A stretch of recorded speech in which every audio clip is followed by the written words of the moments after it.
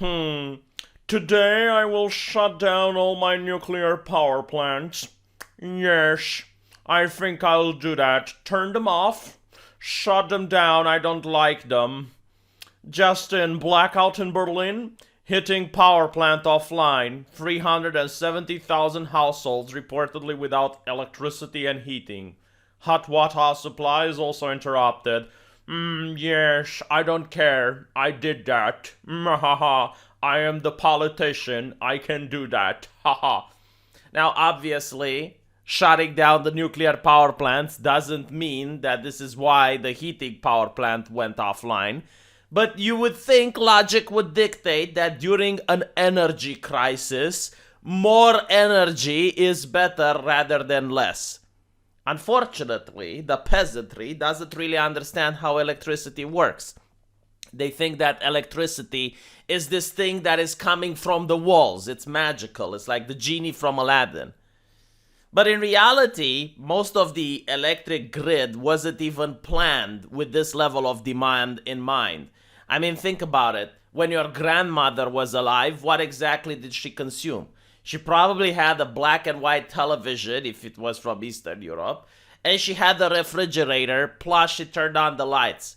That's pretty much it. Nowadays, you have a gaming PC. You also have a lot of people going electric stoves and induction stoves, and many people heat their house electrically, and then they get an electric car. You can notice that the demand is a lot high for electricity.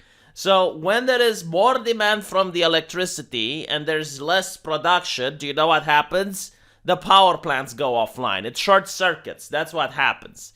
But most people don't know that. They think it's magical. It's an act of God. God himself short-circuited this power plant. Now, if you had more nuclear power plant, then there would have been more of a supply of electricity, which means that when people consume, that heating power plant might not have gone offline. But nothing makes sense. Absolutely nothing. Not a single thing makes sense. Because while they're shutting down their nuclear power plants, they're actually importing electricity from places like France and Poland. France uses nuclear power plants. Poland, in many cases, uses coal. So, is this making life for the average German better? Not really. What are you doing? Why are you doing this? Why aren't the Germans asking their government, why is it doing this? Probably A, because they don't know, and B, the government actually relies on it, which is why part of their agenda is to lower the voting age to 16, because you need to be a child for this to make sense. And then you look at it, okay, but they're going to go with solar now. So they want solar energy. Where are the solar panels being manufactured? Oh, that's right, they're being manufactured in China. So you're moving your pollution all the way into China, which is now the world's biggest polluter. Do you know why China is the world's biggest polluter? Because most of the manufacturing has been moved over there. You don't have like those big factories in Europe. Now you have them in China. And Europeans who aren't polluting and are going green are buying stuff from China. But I guess it feels progressive, doesn't it? Like when you sip that soy latte, it makes you feel progressive because your pollution is moved somewhere else. You can enjoy the green while someone else inhales the smog. Is this what it is? And it's not only that, like think about it this way. Think about it with the pandemic.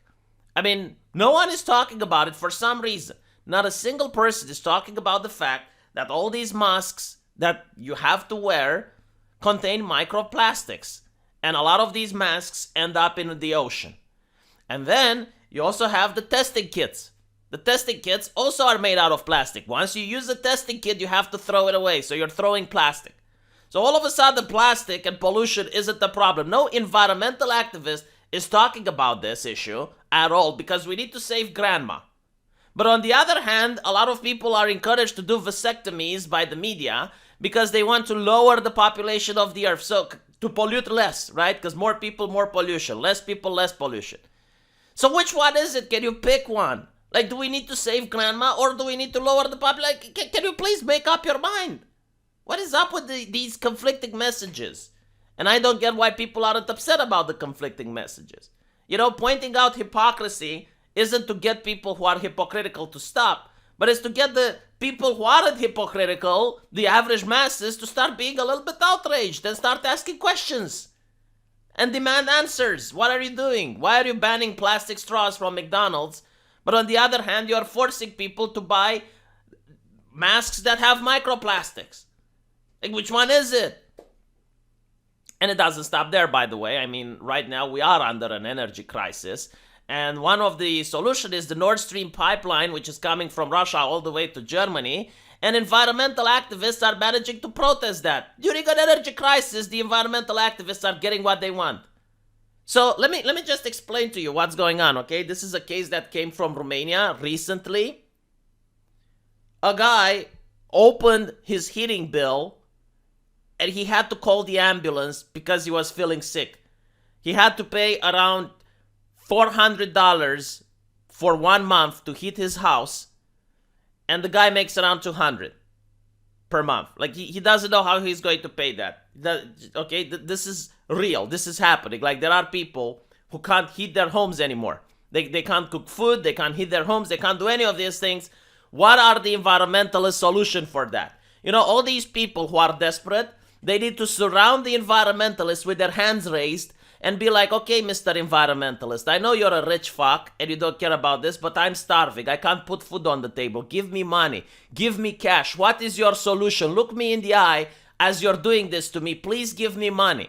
I mean, you have Harrison Ford lecturing people about how to vote and to not vote on people that are against the science. And you also have Leonardo DiCaprio, which started a movie about comets coming, and it's like the global warming, and you know, all these rich people who have yachts, who have a collection of planes. Yeah, all these people should not be able to leave their house without being surrounded by a group of Eastern Europeans who are starving and who are freezing to death, and their hands should be raised towards these actors. It's like, Mr. Millionaire, please help me. I'm desperate. I can't heat my home. I don't know how to feed my children. Please give me cash. You have money. We don't. Give us money.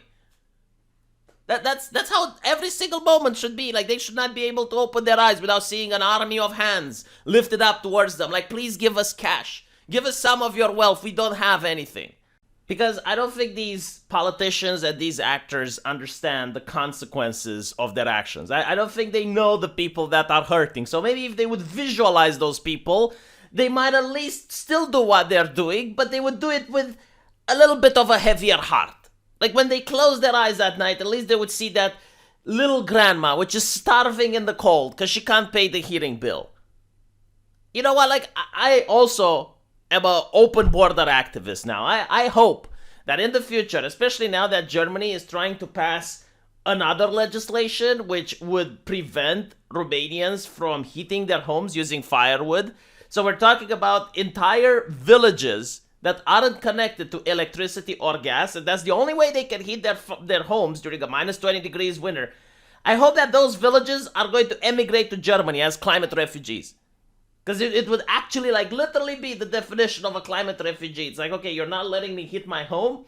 Well, what can I do? We need to go where the climate is warmer. Let's go to Germany, because maybe, you know, they have the solution. I understand they have privilege. The West has wealth. So now we need to go there in order for them to pay reparations, right? I mean, if they're going to cause the problem here, de facto, I mean, they're trying at least. I don't think it's going to pass. I mean, it's ridiculous to go into a country like Romania and demand that people stop warming themselves with firewood. Absolute bonkers.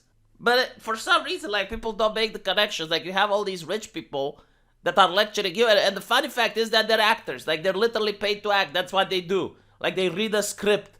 Like, the people who are pushing for this are so ashamed. They're so embarrassed. They're hiding behind the skirts of actors and actresses. Like, who are the ones that are pushing for this carbon credits thing? Like, come up, you know, like, we want to congratulate you for making the planet green. We want to clap for you.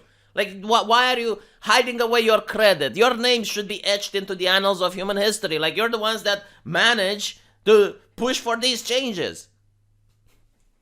And they don't make sense, you know? It's like, kind of like, if you go against the solution, then you're against the science. It's like, no, I understand the problem. Like, I understand the science. I'm with the science. just don't agree with the solution, and I don't think that we're all in this together. Because they keep selling this like we're all in this together. Yeah, apparently, people from my country are having heart issues because they're reading the gas bill, while the other ones that we're all in this together with are being on yachts and they're having holidays. That's what I don't get. Can you explain the science on that, please? Explain me the scientific theory on how we're all in this together. It's kind of like saying, and by the way, why is always the solution the same? Like, whatever the problem is, the solution is always the same. Give more money to the government.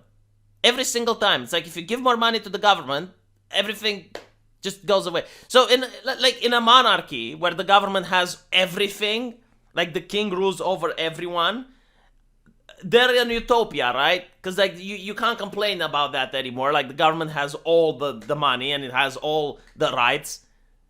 So I guess like we should go back to the medieval time period where the king ruled and then all the problems go away by this logic. I mean, to me it sounds like, okay, I agree that there's a problem, but I don't think that the government doing the rain dance is the solution. Because that's where the disconnect between the science and the politics happen.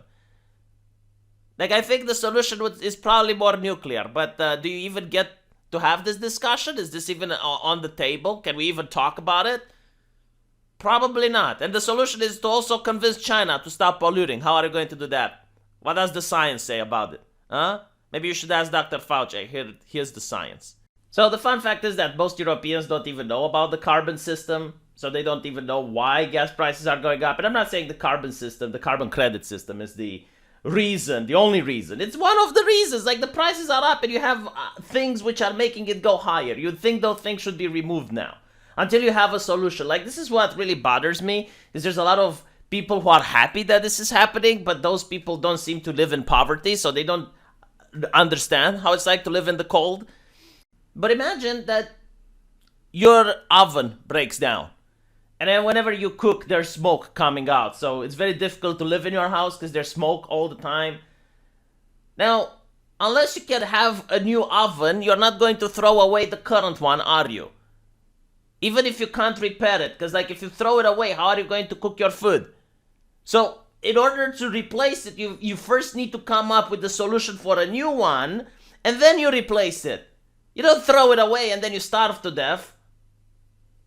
I just don't understand. Why are people thinking that this whole issue is for human compassion and empathy? That's how they sell it, with compassion and empathy. And the only reason is that they don't know the people they are hurting. So if I was like a right-wing movement and I was advocating for nuclear, I would show you the faces and the names of the people that are being hurt, of the actual human beings that you care about who are being affected by the energy crisis and the high gas bills. So that at least you can take the empathy away from the equation, because they're doing this out of kindness, out of compassion. You know, when the German goes and he votes green, when he votes for the Green Party, he does it out of empathy and compassion for his fellow man. So maybe he needs to be exposed to his fellow man for a change. Anyway, the Germans can vote however they want. It's just so sad that it's affecting the people around them. You know, the people around them didn't do anything to deserve this. Let me know what you guys think, and I'll see you in the comment section. Take care.